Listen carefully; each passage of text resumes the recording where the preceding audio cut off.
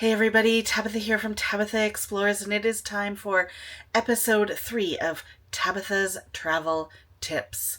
So today we're going to talk cruising. Have you ever considered a cruise? Have you been on a cruise? Um,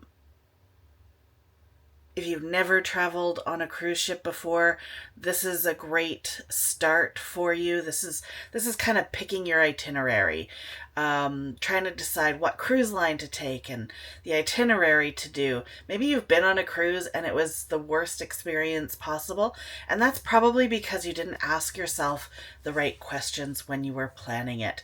Did you go straight to websites, searching itineraries, found the cheapest price and booked it?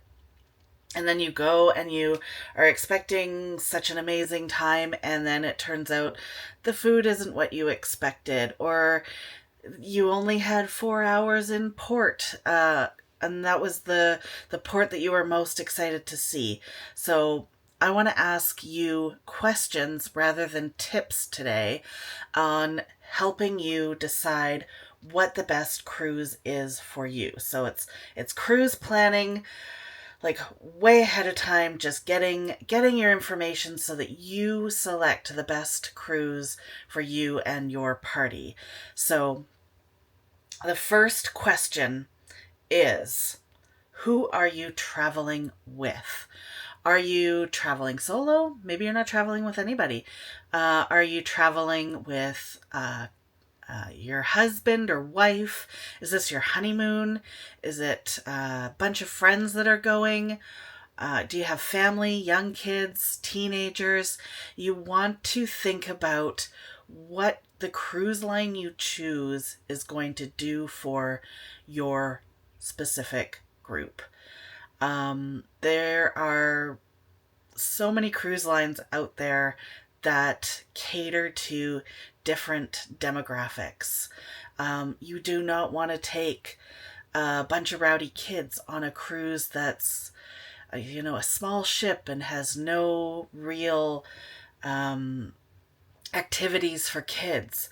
If you're going on your honeymoon, you may not want to be on the Disney cruise lines where it's just a whole bunch of kids running around and having a great time, but maybe you're looking for something more romantic. So just really consider who you're cruising with before you start looking at your itineraries.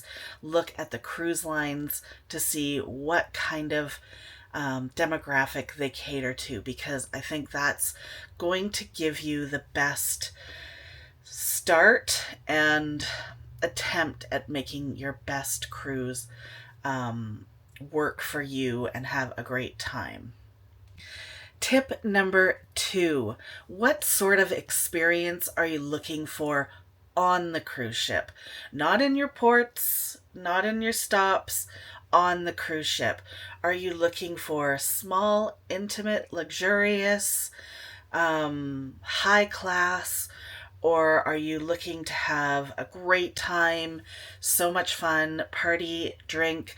You want clubs open till very late at night. You really got to look at what kind of experiences you're looking for. Again, kids play a factor in this. What kind of activities or kids clubs does a cruise line have that can keep the kids entertained? Maybe you don't even want to get off the ship. Maybe you're just there to experience the ship. Well, then you want to look at one of the biggest cruise ships in the world, and you'll never run out of things to do on those ships.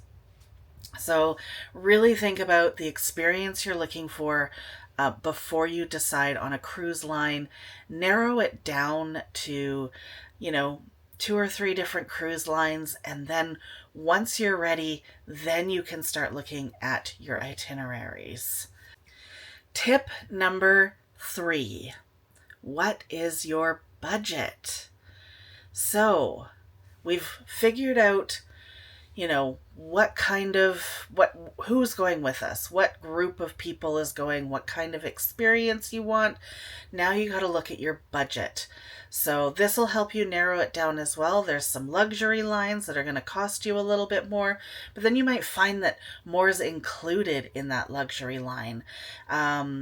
If you're going for your the budget lines, you're going to have to pay for everything extra. If you're looking at more of a luxury line, yeah, it might cost you more. You might get a better experience. You might get better tours, that sort of thing. But you really have to look at your budget for the whole trip, not just the budget for the cruise itself. You have to budget for your flights there.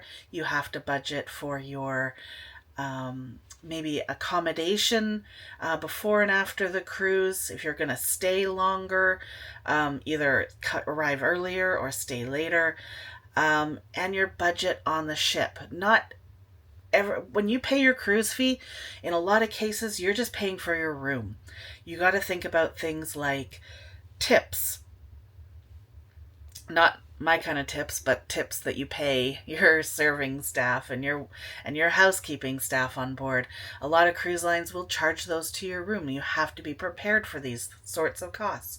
Do you want to buy a drink package while you're on board? If you're drinking, more than a couple of drinks a day, you're going to want a drink package. So factor that into your budget, or factor into the budget that you don't want that, but you're still going to have to buy things like soda, coffee, those kinds of things. So just be aware of all of the costs around a cruise so that you can do your budget correctly.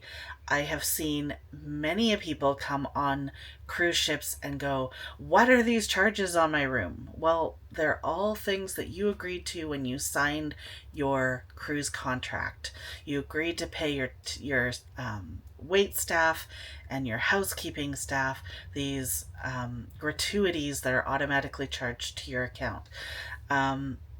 So just think about your budget and let that help you decide what cruise line you go with, because you do not want to be surprised by extra costs once you're on board. Tip number 4, and I've only got 4 tips today, so not rounding up to 5. Now you want to look at your itineraries. Where do you want to go? Do you want an exciting, adventurous trip where you're, stopping off in exotic ports or do you want to just go to the beach? Do you want to explore parts of the world you've never been to?